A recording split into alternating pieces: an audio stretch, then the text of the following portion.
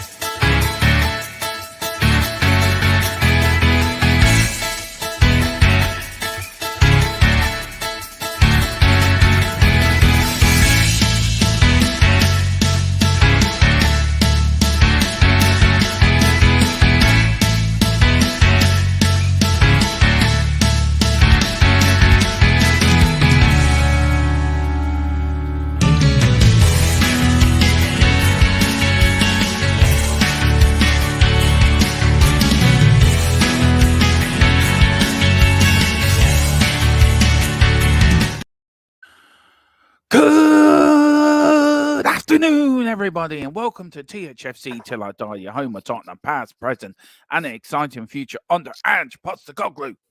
And joining me today is a very special person. It will be his birthday on Friday. And what I want to show you is a little bit of, where have I put it now, Mr. Brady? Where have I put it? Is nobody's ever seen Philip shocked before until now. So this is he wasn't with me yesterday. This is his celebration, like family get together for his birthday. But yeah, this is a video of him being shocked. I bowled over laughing when I saw his reaction. So tell me what you think. Surprise!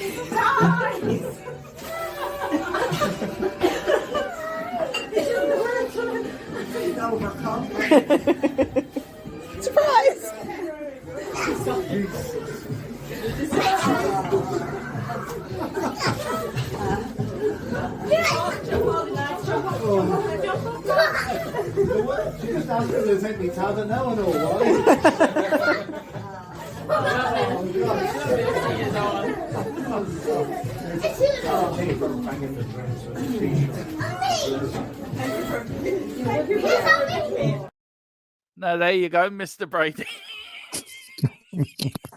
Yeah, I'm still shocked. I knew nothing about it. Absolutely nothing. I was completely surprised. Fair play. I don't know how the wife kept it from me. I don't know how she managed it. She did. Mary, if she's there, tell her fair play from me. Tell her that. Yeah, she's not here at the minute. I've never seen you as shocked. I saw that. And I watched it in the car and I burst out laughing. I said, I've never seen Mr. Brady like that. Now, they did you a cake, didn't they, Philip? Now, have I got your permission to show you this cake? Because go on, you're giving away my age. Go on anyway. Yeah, go on. First, I want to show you this. This is Philip and his grandkids. Fair play to the one in the Irish shirt. Batman's my favourite, Paul. If you see Paul on St. Stephen's Day, tell him DERMOTRON is his favourite. I love his outfit. Yeah. The little one sitting up there. But can you pick the odd one out? There's something red there. Yeah. Now, Philip, we're going to have a word with this young lad of yours. Okay? Yeah, his father's a Man United fan. I'm afraid I have no control over him, I'm afraid. So.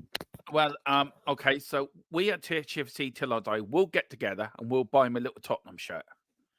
and then he can come on and wear it. I tried that, Dermot. It didn't work. Yeah, but he hasn't met the force of this channel, Philip. You know what we're like on this. That's true. That's true. And then this cake for me is the cake. Now there is drums on the other side, by the way, but what a cake! And that age bowled me over. It absolutely bowled me over, Philip. I had no idea. I said to you behind the scenes, I thought you were in your 60s, late 50s, early 60s. Well, I still am. Up till Friday. You don't look it, Philip. You honestly do not look your age, man. That's good, clean living, you know. No, it's supporting Tottenham all these years. It's stress. It's well, stressful. That's true. Keeps you young. That's true. Keeps me young. It does keep you young. Yeah. But anyway, well, big up to Chris as well. Big up, lads. Hope you are well. Yeah, we are grand. So listen, for Friday, Philip, I know you will be on Friday with us. I don't know if you're not on Friday with us, are you? Or not? No, I'm not on Friday's actually my birthday. I'll be away somewhere that day. I think. I mean, I thought I've been brought somewhere. I don't know where I'm going. Yeah. Going to the dungeons. My family likes surprises, you know. Yeah, I can see that. Do you want to tell everyone where you're going on the 21st of April as well, by the way? I'm so jealous. Yeah, this was the bit that bowled me over completely. I got handed an envelope during the evening yesterday, and I opened it up, and it says, you're going to the Tottenham Hotspur Stadium on Monday, the 21st of April, for a Legends tour of the ground with Aussie Ardiles. It lasts 2.5 hours, and there's a Q&A session afterwards as well. So that's my birthday present. So I'm absolutely bowled over with that. Now, I did say to Philip, once he got this present, the first thing I said to him, you are taking a video of that. Of course I am. You're working for the channel that day. You're doing content. Oh, yes. Yeah. I'm looking forward to it. Get Ozzy to come on. We know you can be quite persuasive. You are the godfather. Yes, I'll put him in an arm lock and tell him he's coming on. Yeah. You're coming on. Did you I met him before, actually. Sorry, go on. Have you met before? Yeah, he was in a do in Dublin about 5 years ago, before COVID, and I got a picture taken with him. So I'm going to take that picture with me and say, Ozzy, I met you before, so you never know, I might get something. We might sign it for you and put it up for an auction or something, can't we? And do something with it. He'd be signing my phone. Fair enough. You can print it off. Yeah, but big up to everyone. Yeah, thank you for everyone for watching. But let's crack on with the show, Philip. We've got a lot to get through today. What do you think of the weekend's football first, by the way? Interesting results? There was a few interesting. Okay, Liverpool dropping points yesterday was a help to us. Man City dropping points. But my overriding effect of the weekend, apart from Tottenham winning 2-0, was, again, the standard refereeing. It's just atrocious. Yeah, it is. Absolutely atrocious.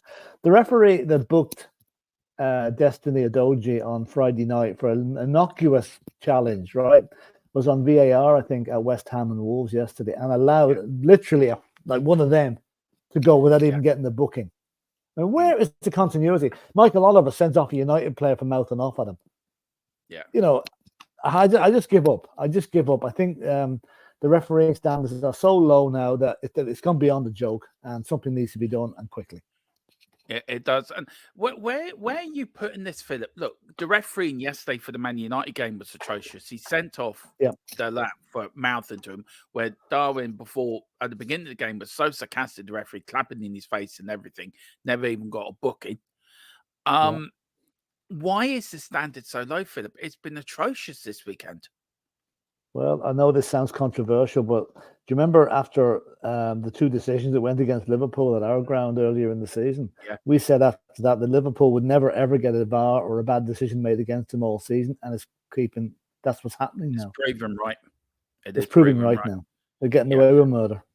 I thought the game yesterday was, look, we're going to get on with Roy Keane and we'll discuss it, but Philip, we broke a story a week and a half ago about Man United. Yeah. The deal collapsing. And what was announced today? I'll let you read this out, Philip. I'll let you read this out. Go on. Now, this is an exclusive for Man United News. Well, it's not an exclusive. We had it before they did. But anyway, Neos deal has stalled due to issues with dual ownership being banned by UEFA. Both clubs cannot be in the Champions League next season if they're both owned by Neos, which is Jim Ratcliffe's team. Is currently trying to prove separation. Unlikely any deal will be concluded before the end of this year. Qatar is still in dialogue with the Rain Group after the latest offer. 4 of the Glazers are fed up and want Qatar. But Joel and Abram are still trying to cling on to the club. Glazers out, MUA, Qatari in. Stop the Glazers milking the club dry. That's it. I mean, I didn't realize there were 6 Glazers involved. Yeah, you know, and I didn't realize. I knew there was Joel and Abram. I thought they were the 2 main movers, and probably still are. That's why they're holding the balance of power there. Yeah, but we broke this a week ago, Philip, and I've got a few people telling me you're talking bullshit again. Your sources are wrong. And lo and behold, a week later, Philip, we are proved right. Yeah.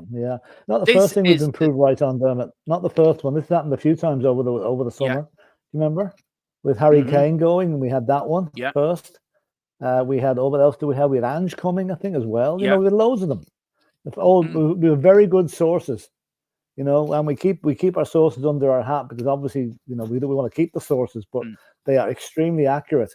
And while they might not be 100% right, they're never less than about 75% right. They get most of it right, and this has been spot on so far. Yeah. And also, we do have a pre-record going out tomorrow at 4 o'clock, guys. It is me and Philip's transfer roundup before Christmas. I got a load of news, Philip, load about Man United, the whole Premier League. So this is a Premier League transfer roundup. And I've split it into 2 separate shows because there's so much information. So I've had to do 4 or 5 clubs in one show with me and Philip, and then I'll do another one myself with the other clubs. So there'll be 2 pre-records out tomorrow. I'm taking tomorrow off because I have to go and see my mother because she's going away for Christmas. So I need to see her. And Philip is also having tomorrow off because he's going down to play drums at Darky Kelly with his band before Christmas. So I think after your birthday, Philip, I'm not going to say the Tom Jones thing anymore because I feel kind of guilty. But you are younger than Tom Jones, and you're better looking than Tom Jones. So there you go. Everybody's younger than Tom Jones, I think. Chris says you look younger than 70. That's the thing, Chris. It bowled me over. I don't even told Mr. Harris yet. I might shock him tonight with that. Liverpool attackers were awful. Eric will be satisfied with the buses. Look, very quick. I was going to leave this till we saw the match, Philip, but Roy Keane afterwards saying Liverpool's sort of digger, we were the only team. Arrogance. Yeah. I think Roy Keane was spot on with his assessment of that, personally. Absolutely. I mean, that was an awful thing for Virgil van Dijk, who used to be a good centre back, to say. You know, to come out and say that only one team went out there to win this. I mean, that was Roy Keane was quite right to take him on. You know, I know that if he'd said that about Tottenham, that had been Tottenham playing yesterday, playing Liverpool. If he'd said that about us, we would be all up in arms about it. So Roy Keane was quite right, and that's good old Roy. Speaks his mind, doesn't care who he offends, but he was dead right to say it. Yeah, he was dead right to say, Philip. And look, fair play to him. Absolutely fair play to him. I'm just doing something I should have done. So there you go. Sorry. Pity Gary Neville wouldn't come up with a few more sensible things. I was watching the Man United channel the other night. I couldn't sleep, so I put it on. It was on the short on YouTube, and he gave out about Gary Neville, calling him not a Man United fan, not a man. He was calling him that it was a good result for United yesterday. If you were Ten Hag, would you have taken in? If somebody said to you, say you're Ten Hag, Philip, and I said to you before the match, would you take a 0-0 draw? What would you have said? I'd say, yeah, of course. You know, United didn't go there yesterday to entertain. They went there to stop the rot and to get a point. Now, there was some horrendous scores forecast for yesterday. Now, I actually thought United might nick that game. So it wasn't completely wrong. They got a point out of it, you know. And I think Ten Hag has to play. Okay, now I didn't see the game, but from what I believe, Liverpool blitzed them for the first 10 minutes. I did it. And as long as they survived that, there was always a chance that we get away with it. I mean, me and Colin did the watch along, and I want to say big up to Colin as well for taking over for me some part of that watch along as well. Fantastic, so you really did a fantastic job. Look, for me, we'll say big up to Big T as well. Any chance of Enos selling nice? I think this is more the Glazers than Enos myself. Yeah. Big up to FTSM Colin, my partner channel. Big up to Colin on the Full Time Sports Network. And he's also saying VVD just spat his dummy out because he's a washed up centre back. Exactly. Well, Philip, let's get into it. let's get in with the weekend's result. Because Friday night we went up to Nottingham Forest, Philip, 1-2-0. The referee was Gerard Gillette. The fourth official was Peter Banks. The VAR was Michael Oliver. I've got a lot to say about Michael Oliver on the Liverpool game. I really do. And the assistant VAR was Wade Smith. Philip, look, I was speaking to Dave earlier. A lot of people were saying we didn't play well, but we got the result, Philip. We got the 3 points. Is that a sign that we're onto something, that we're picking up points now, Philip, when we haven't been playing well? Yeah, listen, that's a sign of a good team. Pick up points. You're not playing at your fluent best. I mean, if you look at the stats there, Forest only had one shot on target. The one that's I don't even know, that wasn't the one that scored. That was disallowed. We had 6. We had 12 against Newcastle. But look at the touches. They had 444. We had 749. Passes 244 against 547. You know, okay, that's not being fluent. We didn't get as many tackles. No. But look at the yellow card situation. We got 4 yellow cards against 2. They did all the fouling. Yeah, we got all the yellow cards. I know. You know, and I think the referee, we've already discussed this referee, Dermot. I think he was absolute disgrace on Friday night. He was. And where you think it, look, it's a couple of days on now from Basuma. I'm still fuming with him, by the way. And I feel he's let us down, let the club down. He's an idiot. There was absolutely no need for that tackle. He's let himself down. And I hope the team, I'm imagining he's been hit with a very hefty fine for that, because that would be included in the fine list. Get a red card, you're going to be fined. Not that bothers these guys. I mean, they're so rich anyway. But it's a 4-game suspension, and he misses 6 weeks. Would be 3. Would be 3, but it's the second red. It's 4. Yeah. So he misses. He's away for the African Cup. So 6 weeks he'd be away from Tottenham. So if that was Romero, right, he would have been hung, drawn, and slaughtered today. Or over the weekend. Well, I believe wasn't there a tackle in the match yesterday? Wasn't there a tackle in the Man United Liverpool game yesterday that was as bad as Romero's, but Mr. Neville decided not to say anything about it? He nearly jumped off the gantry when Romero made that tackle, but nothing when it's a Man United player that does it, you know? I know. But look, a good result, Philip. Does that set us up nicely for Everton at the weekend and the Christmas period coming up? Yeah. I mean, we've got Everton, Brighton, and Bournemouth. Not the toughest we could think of. Everton have won the last 4 games away, so that's going to be tough. But I don't think Everton will come to us and decide to play at us. They'll sit back. So it's up to us to pick them off. That we've been picking off teams.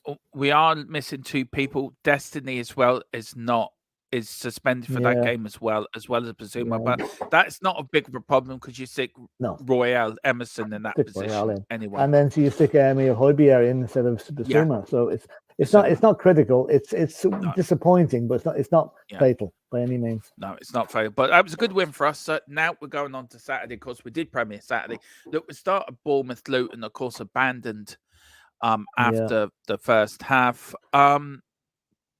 Look, what got me Saturday, Philip, was Fabrizio Romero putting out as a head injury. And we did report it on here as a head injury. Yeah. And we both said at the time, but we did say, we did say though, I remember saying very strange for them to take the teams off for a head injury. Yeah. You know, I've never seen it happen before. No. But then we realized it was not a head injury, and no way it should have been reported as a head injury. That was irresponsible by Fabrizio. It really was. Yeah. So it was abandoned. Listen, he is in hospital. I think he's reported today that he is stable.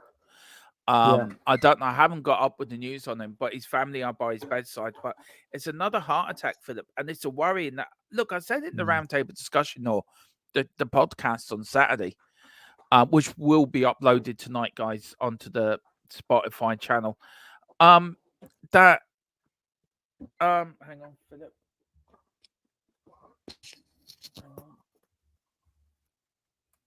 Right, okay. Just a bit of breaking news I'm receiving on Kevin De Bruyne, Philip.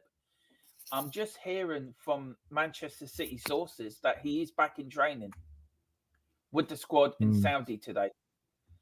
Okay. The person I use for Man City News, he's just WhatsApped me to say that he's back in training in Saudi today with Manchester City. What have they gone out to Saudi for? The World Club Championships. Oh yeah, sorry, yeah, I forgot about that. Yeah. So they've got Of two course, yeah. teams. They got one team over here in the Premier League, and then they've got the team over in the World Club Oh, right, Championships okay, yeah. now. Well, I Um, keep saying once De Bruyne comes back, City will start to play football again. I don't think they will. Look, I stand by what I said, that City haven't got the hunger as they did last season, Philip. Really haven't got the hunger. Really haven't the I hunger. still seem to be But there or look, thereabouts, though. yeah. Well, look, it was 1-1 before the game was abandoned. Bournemouth. Yeah. Look, Luton didn't have. Look, Bournemouth were all over Luton. To be fair, what does that say about this player, Lockyer, now the captain? Should he be forced to retire from football now, Philip? This is his I think second. yeah. I think his family were going to make him retire because let's face it, the next one he gets, he won't get up. The next time it happens, if for professional footballer, putting yourself under such stress and strain every game, and for it to happen twice in 6 months, it's going to happen again. So I think he'll probably take the wise decision and probably retire. Sad for him, but I think that's the safe. If he's thinking of his family and everything, he'll retire. Yeah. Now, Stamford Bridge, Chelsea 2, Sheffield United 0. Poch given a little bit of lee room, I suppose, in the way, Philip. I want to say massive big up, actually, by the way, to Simon Hooper and all the officials at Bournemouth who done a fantastic job, by the way. It's good to be praising a referee for something at long last. All of them did very well with the situation on Saturday. Must have been tough for everyone. And a massive shout out to the fans as well, Philip, for their behaviour. Yeah, they were brilliant. They were brilliant. And was it right for the teams to clap them at the end just to go out and say thank you? Oh, yes, absolutely. It was send that proper message. And that's they were real football fans. They were real football fans. That's the good side of football, isn't it, Philip? That is what football's all about. Well, do you remember back in 2012, Fabrice Muamba collapsed at our place? Yeah. And it was the same reaction then, only for the reaction of the referee and the doctor saved that guy's life. But the fans were unbelievable that night as well. So it doesn't matter who you support. When someone goes down like that, there's something very seriously wrong, and everybody just pulls on things up the same hymn sheet, and it's brilliant to see. Absolutely. In fact, I'd even go so far as to say, if it happened during the Celtic and Rangers match, there'd be the same reaction. I would just say the way so. things people are, Yeah. I would say so. Chelsea 2, Sheffield United 0. Philip, look, Chelsea quite big in the match stats as well. It's an easy game for Chelsea, really. Should have won. But it doesn't take the pressure off Pochettino, does it? This is a game where Chelsea, you can mark this as a Chelsea win, whatever you look at it. He came off a bad run, and to play a team like Sheffield United, it must have been like manna from heaven for him, because if that had been against a tough team, chances are they might not have won it. But Sheffield United, everybody's beating them at the minute nearly. So So where does this leave Pochettino now, Philip, in your eyes? Is he still under pressure, do you think, or do you think he's given himself a bit of leeway? He's not hanging by his fingertips anymore. He's got his hands on the parapet, but whether he lasts there or not, Todd Bowley is notoriously what's the word I'm looking for? No patience. He's not a patient man, and I think there's every chance Chelsea get a couple of bad results. They're playing Everton in the is it tomorrow? They're playing in the League Cup. Yeah. So a couple of bad results again will put him back under pressure. Christmas is going to be vital for him. We thought he'd be gone by Christmas. I don't think that's going to happen now, but New Year is going to be tricky. Yeah. And as you well know, as you can see by the scheduling on the channel, we are bringing you every Premier League game live over Christmas, either with myself, with me and Philip, or me and Colin, or I'm doing solo commentary.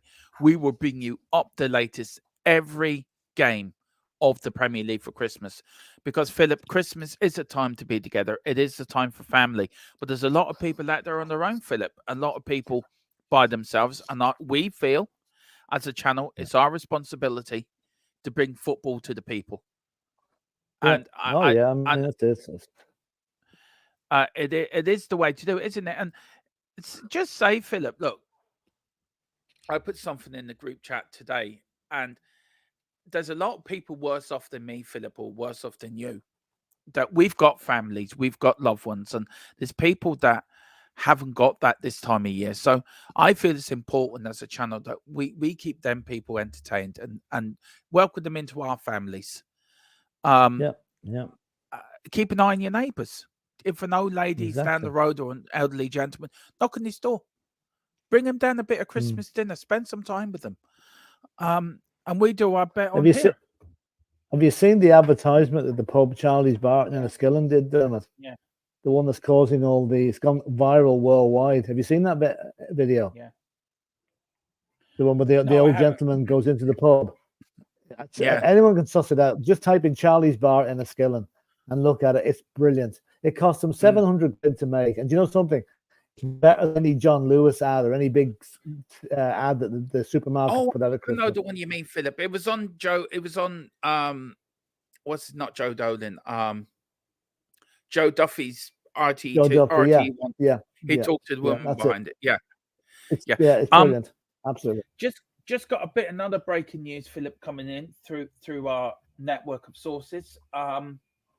Tom Lockyer is now reported to be in a stable condition and described as alert and responsive.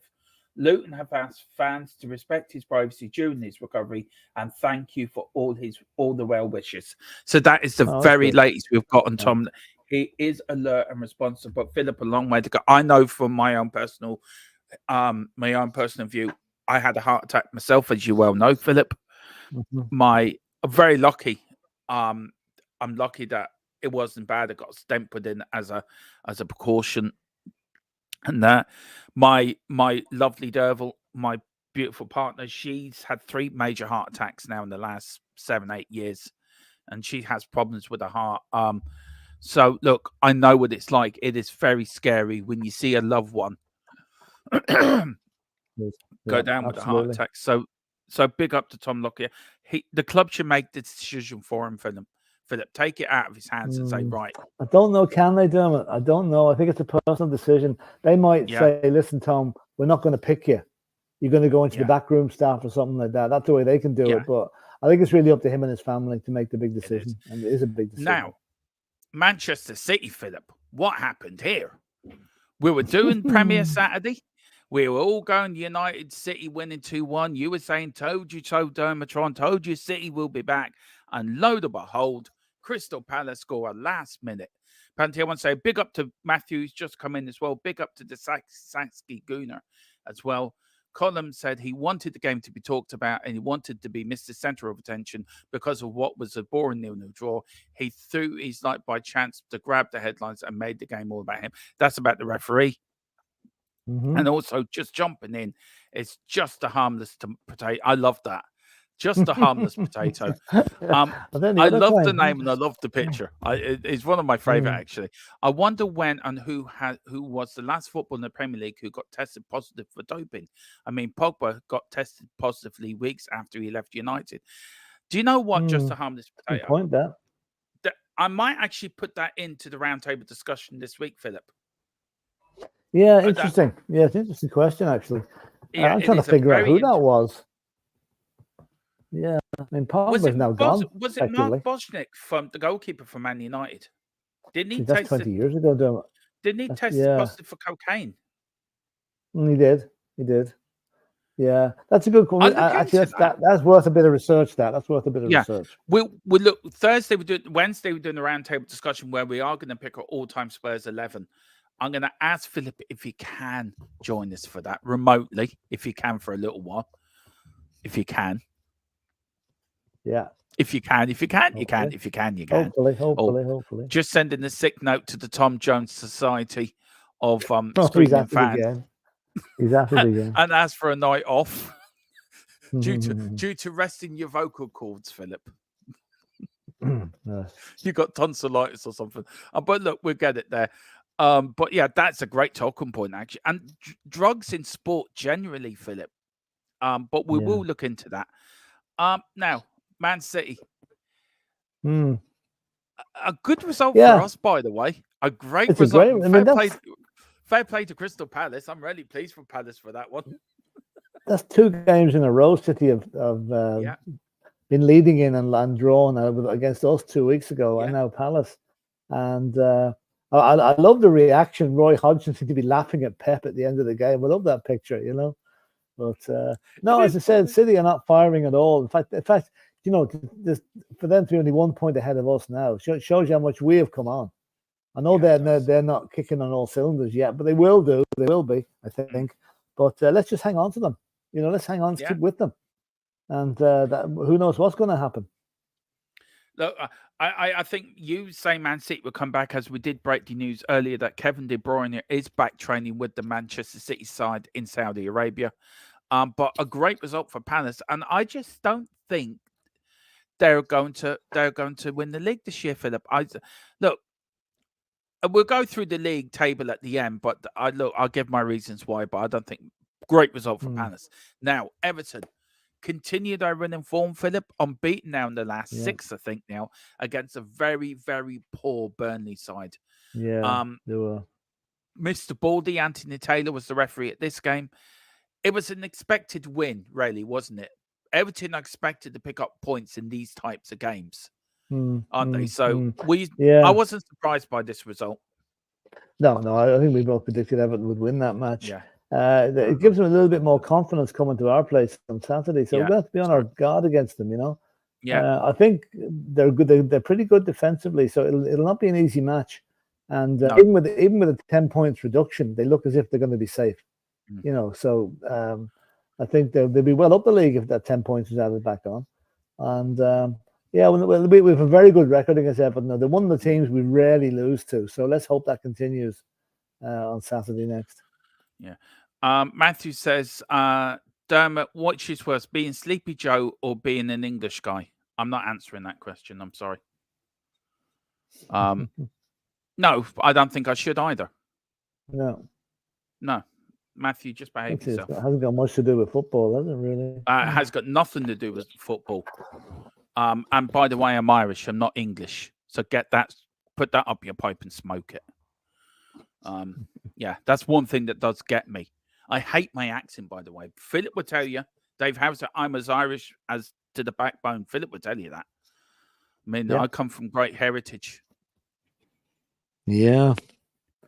Michael Dermot's ancestor, Michael Collins, look up the film with Liam Neeson, and he's instrumental in Ireland being what it is today. So yeah, exactly. We should only bow to our own rules. There you go. No shock, Burnley and Sheffield United are really bad, says Chris. And big up to Colin Turner. Big up, Colin. Welcome in, sir. He says home teams tend to get most decisions. I suppose you could say that. Well, especially when you're playing at Anfield. Yeah. Now, Matthew says, Dermot, this is a joke. It wasn't meant for you. I've seen that on Twitter. So then why put it into the chat then? Seriously. That's all right. Why it's Christmas. Yeah, it's fine. It's fine. Don't worry about it, Matthew. It's grand. Newcastle 3, Fulham 0. We sort of marked this as a Newcastle win, didn't we, Philip? On our prediction show. Are you surprised it took Newcastle so long to get the goals? Or again, it was a dodgy decision by VAR on the referee in that game as well, Philip. The Fulham manager was complaining. I don't know about that. I think I tend to agree that was dangerous play. That was dangerous play by Jimenez. It was like a scissors kick. You know, it was difficult. Okay, he might have got away with it with a different referee, but I don't think Fulham recovered from that. And I think they conceded 3 goals in the second half, or 3 goals. You know, fairly late on in the game.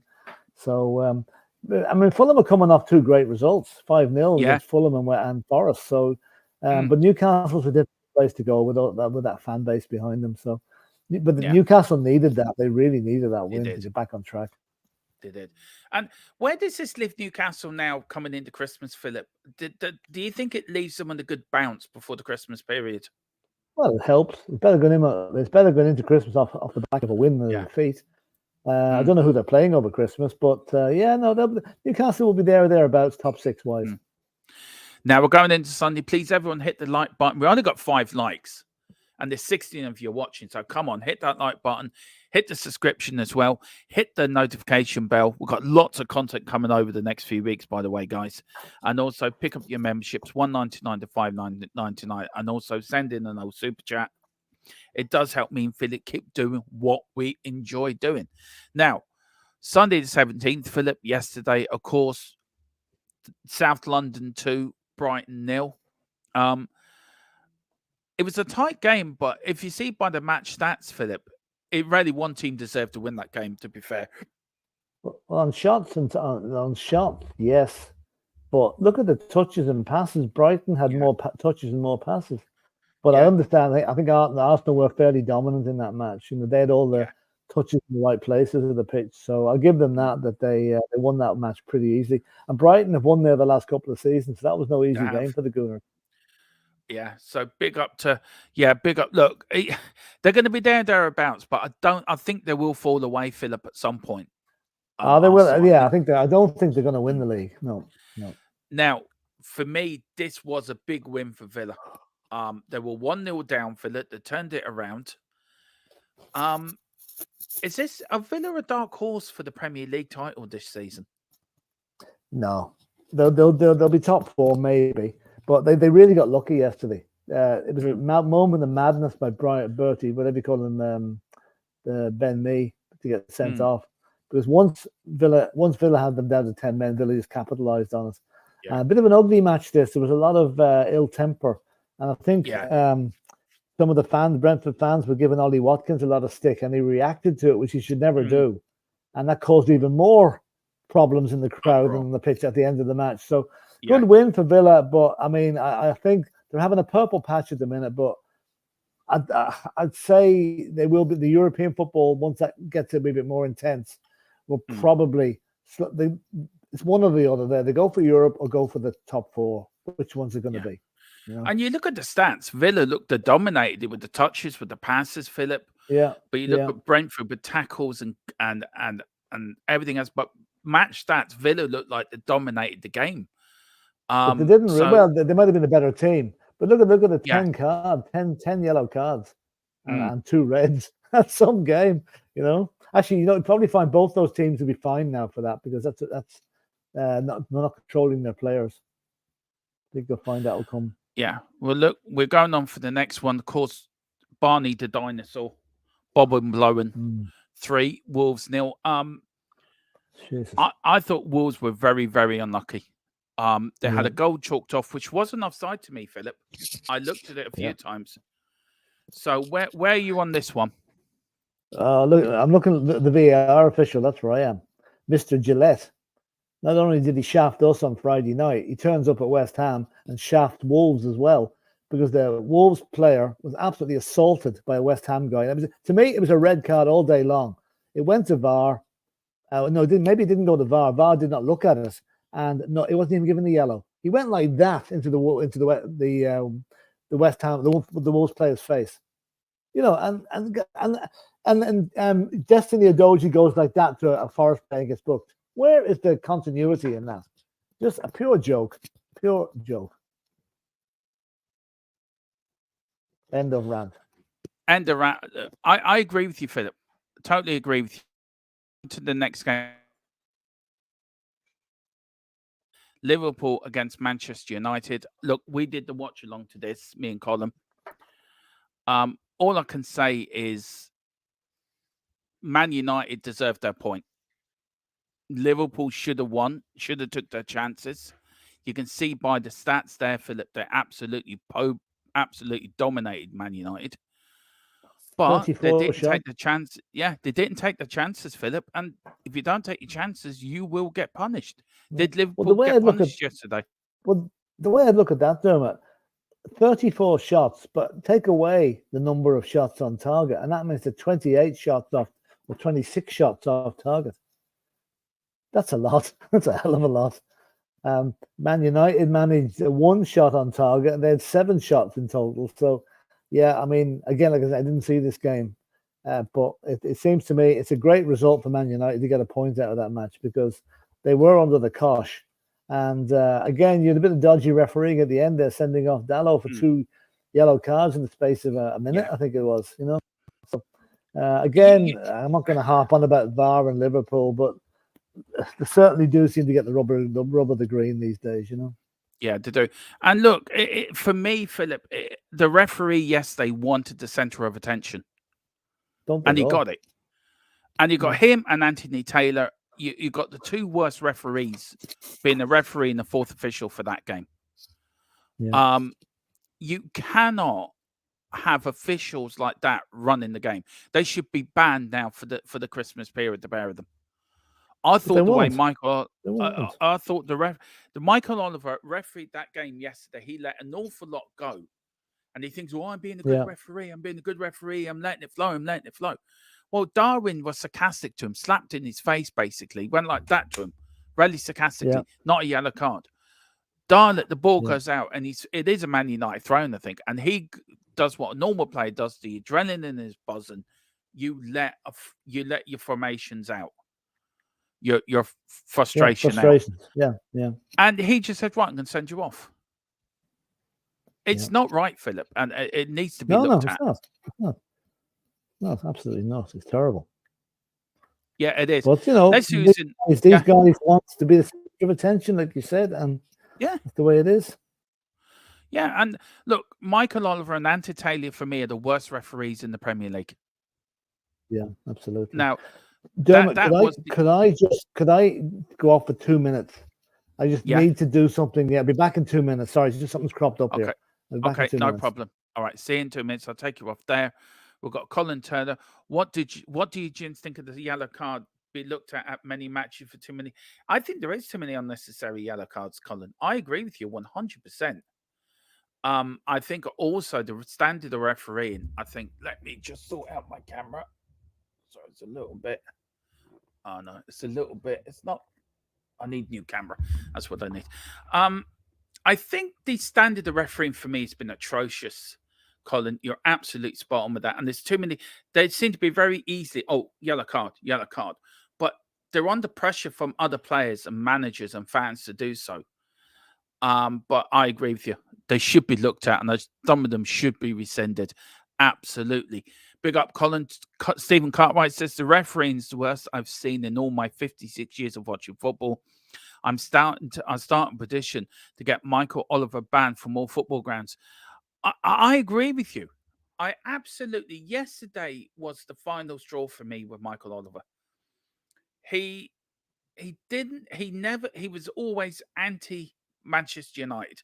And I was saying yesterday that his car was nicked by Wayne Rooney. And he was driving it around Manchester looking for a granny. But I tell you one thing, I was shocked by that yesterday. And what the sending off of Delop for me was not sending off. And I hope Man United actually protest that and get that rescinded. Because there was a lot worse said to him by Liverpool players, and they got away with it. I do not know where refereeing standard is going. The refereeing standard in this season has been atrocious. VAR doesn't help because referees now are so relaxed. Oh, we give a penalty. Or won't give something. Well, hang on, we've got somebody else checking it for me. Referees need to live and die by their decisions. They're not living and dying by their decisions. They're getting a get out of jail free card with their decisions. It's absolutely shocking. It really is. It really is, guys. Big up to Chris as well. Nunez gets scapegoat by Salah and his criticism. He's been awful for the goals are saving them from. Yeah, look, Liverpool should have won yesterday. There is no question in my mind Liverpool should have won that 2-3, 4-0 yesterday. But they didn't because they didn't take their chances. Man United played a great defensive game of football. Liverpool were poor in front of goal, never took their chances. If you don't take your chances, you're either going to get a 0-0 or the other team are going to knock one on you. Man United should have not won, I think, near the end, but for poor finishing for themselves and ball playing. But a defensive side, absolutely fantastic. And I think a point is well deserved. We've got Colin Turner. Liverpool were poor in front of goal, very poor as well, Colin. Very poor ref is in the West Ham game. Should have had a straight red, but got away with it twice. Yeah, absolutely. Also, Colin, I agree with this, Colin. Absolutely bang on. Teams need to turn profession into goals. That's where we drop few late. And they're absolutely right. You need to, when you've got a load of profession, you need to make it count. This is when teams, when you dominate positions, right? Dominate possessions, and you don't make it count, the other team will nick one on you. And we've seen that. We've seen that many times over the years in football. I've got Matthew saying Newcastle had the same amount of problems like us. In my point, they shouldn't be sacking Eddie Howe. There is no talk of them sacking Eddie Howe. Eddie Howe will be fine there, I think, for this season and next season. We've got a star question here from Chris Phillips saying doping more dangerous in boxing, in my opinion, but ironic Pogba gets banned for it in different sport, but in boxing, slapping the wrist. Joke. Look, Philip, any sports that are physical, that is a physical sport like boxing or say like football, or that you can take an advantage of it, right? They should be all given the same ban, shouldn't they? To be fair. Yeah, I think calling football as context, but a physical sport now is getting to be a bit of a misnomer. I think there's more contact allowed in basketball now. Yeah. I think whenever there should be a ruling across the board, regardless of what sport you're in. Whatever, have a list of drugs. If you take any of these drugs, no matter what sport you're in, you're gone. That's it. Simple as that. Until that, but boxing's open to corruption, though. Boxing is probably known as probably the most corrupt sport there can be. You know, it's open to all sorts of fixing and stuff. So, but I think if the sports in general could get together and do that, it'd be beneficial to everybody. You know the punishment. Do the crime. You know what the punishment is. And you look at Maradona back in the day. He got done for drugs so many times in his career. But do you think these players, Philip, are put on so much pressure that always trying to find an advantage, sports people, in any sport? If they can find the advantage of getting ahead of they will always take it, Philip. It's a fact of life, isn't it? It's a fact of sport. Like, I'll tell you now, again, I have a very good insight into the athletics world because my son-in-law is a professional athlete. But he was saying, like, you see where the Kenyans keep running, winning. Very hard for the drug testers to even catch up with those Kenyans because they all live in mountainous villages in Kenya and they're never around for drugs tests. So they've some way of getting around it. That's all I'll say. And some of the speeds they come up with are just not human, if you know what I mean. Yeah. And then it can't be natural. It can't be natural. No. And not only Kenyans, Ethiopians as well, you know? Yeah. Yeah. Just a harmless play said, I thought the performance of Oliver, what a great game. What a great name, by the way. Yeah, big up. I'd say it's your name as well, just a harmless the potato and that little swing in there. So I think your name's Oliver as well. And we got a mate called Ollie. Was within the bounds of what is acceptable. Well, I disagree with you there until he sent off Daliot. What a joke. And that was a joke. Sending off. Do you know where I come with the Oliver bit there? You know Oliver Twist? Yeah. The man goes, please, sir, I want some more. That'd be like a referee saying, please, sir, I want some more publicity. What will I do in this match? By the way, it's not a witch hunt against people that are found guilty of taking drugs. It's about protecting them and stopping them from harming themselves too. Yeah, exactly. But it's also to stop people benefiting financially from legality like that as well, you know? Exactly. And Just a Harmless Potato says, doping technology is so advanced nowadays. It's a very thin line between medical treatment and doping. But it's the players that suffer the most that all have the pressures in the world to deal with. I suppose. You can't even take some of these cough medicines. No, because they might contain. You might take you've got a sniffle. You might take a Benylin or something like that. It may contain something that's on the banned list. That's why everything these professionals take has to be checked rigorously before they're allowed to take it. You know. Yeah. And then Matthew says, Ollie was playing great football there, Ten Hag. He should have been backed. Oh, look, that's down to Man United, not our club. Now, Mr. Brady. Now, I read this article, right? And I thought I'd put it in there. So where is it? It is why Tottenham may need to support Arsenal in the Champions League after the last 16 draw. Now, we are going to come up to the draw. But Philip Saunders, however, with next season's UEFA Champions League altering its format in the move described as freshening up of European elites tournament, bullshit. I think they've just bowed down to the Super League. The Lily Whites could now be tempted to cheer on their North London rivals to help improve their chances of playing in the competition next season. Ange Postecoglou's men are currently fifth in the table and have performed well thus far this season, but face sterner opposition to battle to return to Europe, with Newcastle United and Manchester United breathing down their necks. Well, I don't think so. It could now come down to how the Gunners perform to best help their chances of a spot in the newly reformed UEFA Champions League next season. I don't think I would be supporting Arsenal somehow, Philip. Would I support Arsenal? Let me think about it. No. No. No. Definitely not. Sorry. Definitely not. Do you know something? If it meant avoiding relegation, I still wouldn't support Arsenal. No, I wouldn't either. I would not either. Jose Mourinho has taken a brutal dig at Tottenham. Now, speaking on Mikel's the OB1 podcast on YouTube, the former Manchester United and Chelsea manager aimed a cheeky dig at his old club. He said, the most ridiculous one was a club that has an empty trophy room, sacks me 2 days before final. That was the 4 one. days, 5 days actually, but anyway. Yeah. That was the one that was, come on. Tottenham have never won for 50 years. Bullshit. I don't remember when I am 2 days before final and I couldn't do the final. It's the one which doesn't smell well, to be honest, says probably the podcast, says Mourinho. To be honest. Jesus. Yeah. It was no doubt a 5 days before the final. And it's not 50 years either. No. It was no doubt a bizarre decision from Levy, but that is in the past now. The club are now moving in the right direction with the appointment of Ange Postecoglou. They've made some brilliant signings in the summer, who have made instant impact, helping them to a terrific start.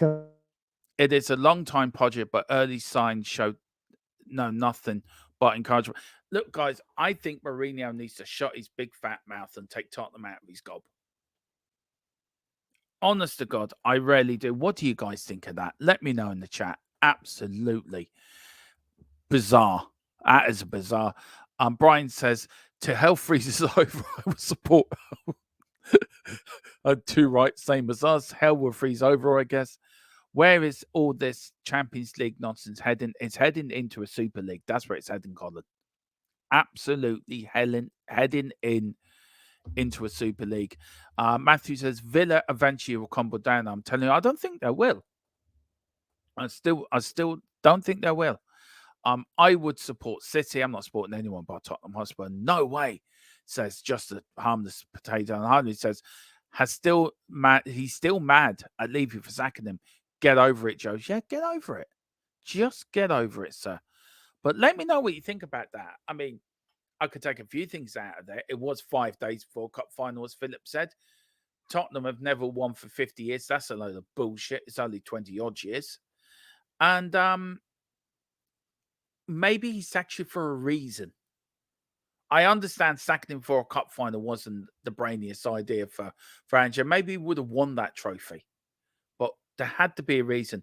We'll never know why he sacked him before that cup final. We will never know.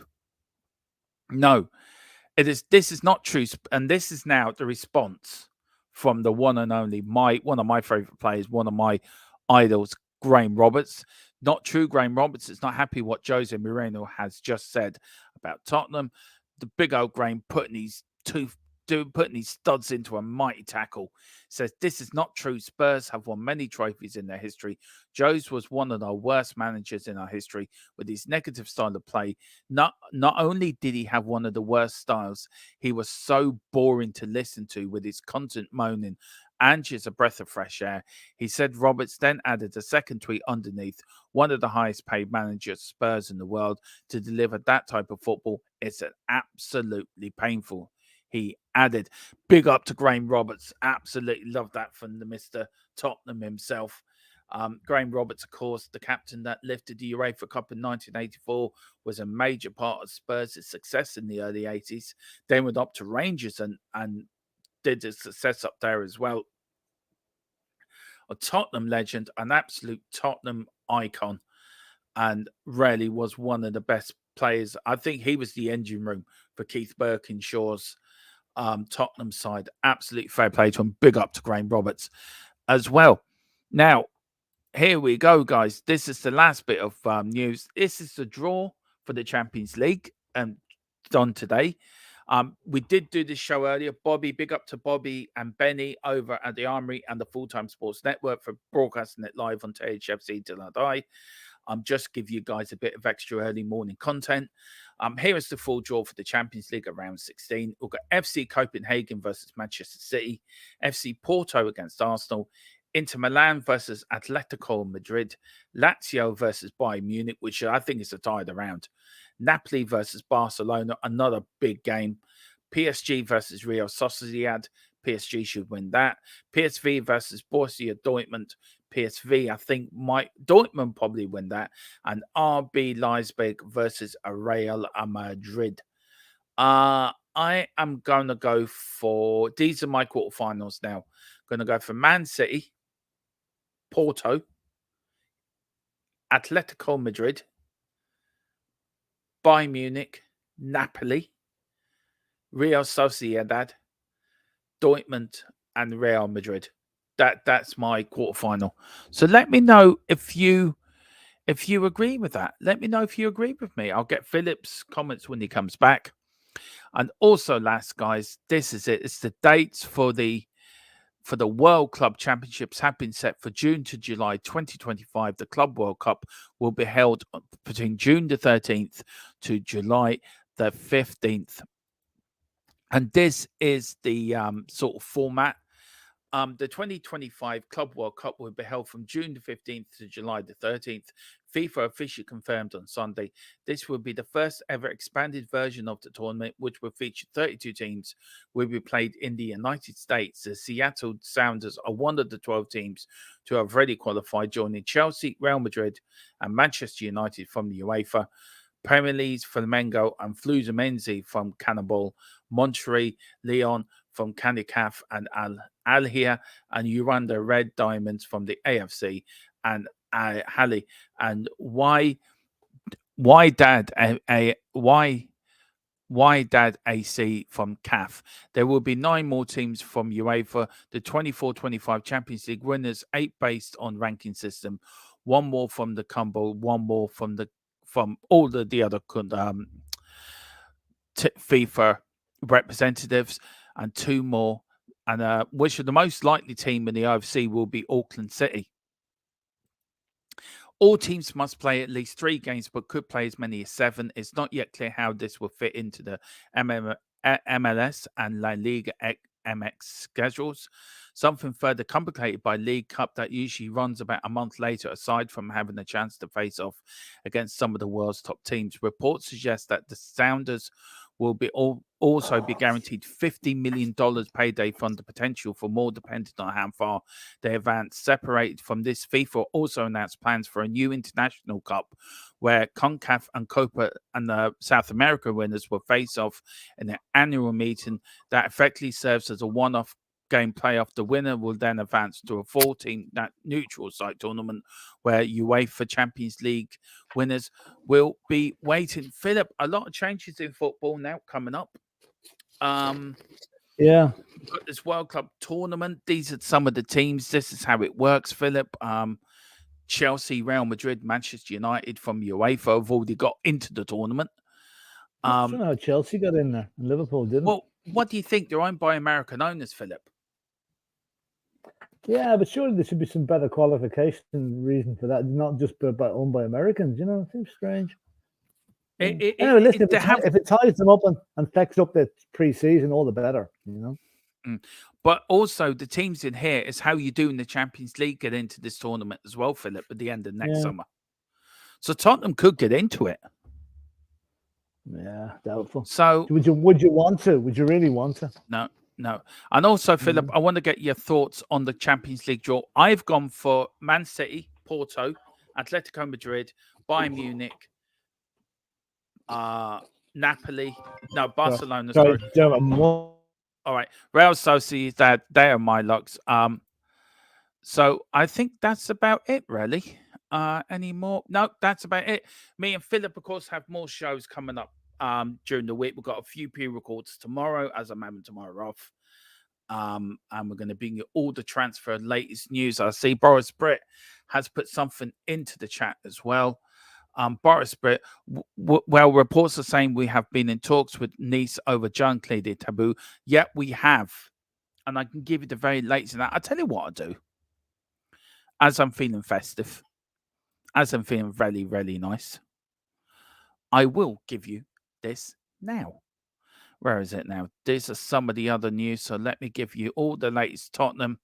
There's some Liverpool. Sorry, we are getting the Spurs. Here we go. Here we go. And Tottenham have stepped up their approach to sign Benfica and Brazilian under-23 defender Mandinto, according to reports in Portugal. That is what I've been told as well. Been told also Tottenham Hotspur are keen on signing the Argentinian attacking midfielder Matheus Saluni in the upcoming January transfer window. Juventus, of course, we have reported this, are keen to sell the player to benefit financially. They are demanding 25 million for the player. So let me know in the comments what you think of that one. We've got Tottenham. I have no interest in letting Barcelona target Lo Celso in January, or certainly not on loan. So I think Tottenham are looking for a permanent deal from Barcelona. So that is some of the latest news. I have also got that as well, Boris, as well, to put in to check up on. But you are right. We are in talks with them. I can confirm that. We are in talks to sign with Nice over Jean-Claude Tabou. So we are in talks for him, sir. So there we go. But watch out for that pre-record tomorrow. Whatever you do, enjoy the rest of your day. We are off tomorrow. We've got pre-records. We're back on Wednesday, of course, with the Newsbeat, and then with the roundtable discussion on Wednesday night, where we pick our all-time Premier League Tottenham Spurs 11. Who will be in that lineup? Let me know in the comments who you want in that lineup. Send it in to me. I'll add it to the list, and we'll pick between 4 or 5 players from each position and make it up. So that's what we do. And of course, the watch along start again from Thursday, as we do cover a lot of thanks. We've got a lot of football to cover this Christmas, but it's all for you guys. That's what it is. It's for you guys, for your entertainment, to help you through your Christmas period. Look, Philip, before we go, I will get your thoughts on the Champions League draw.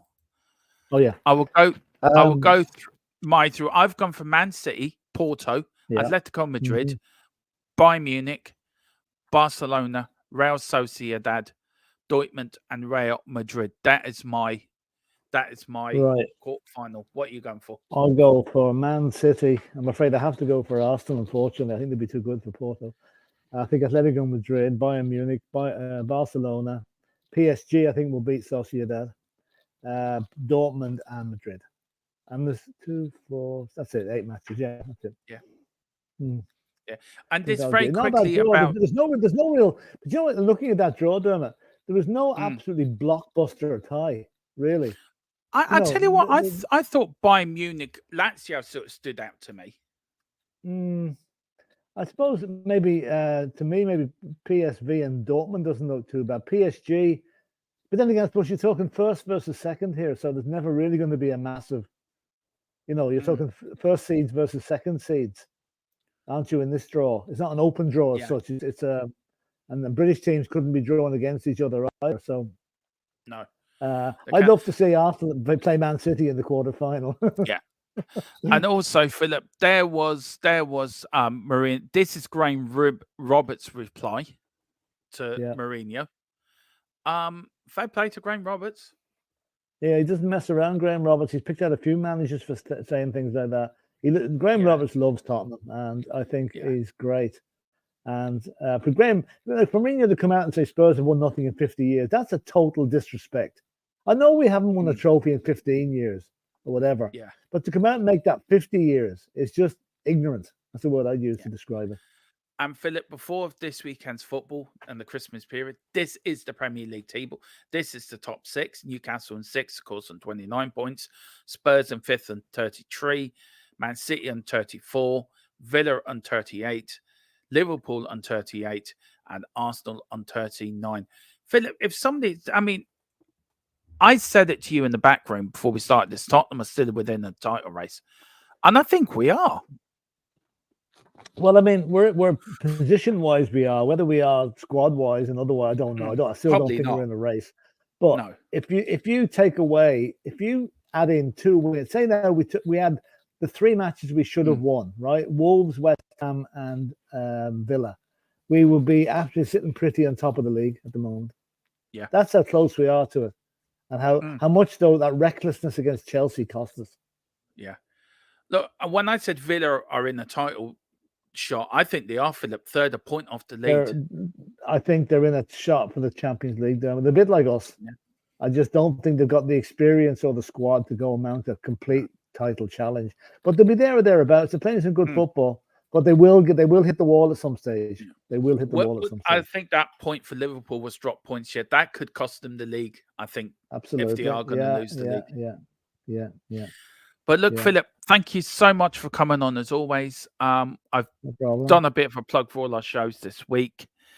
Anything else you want to say before we head off?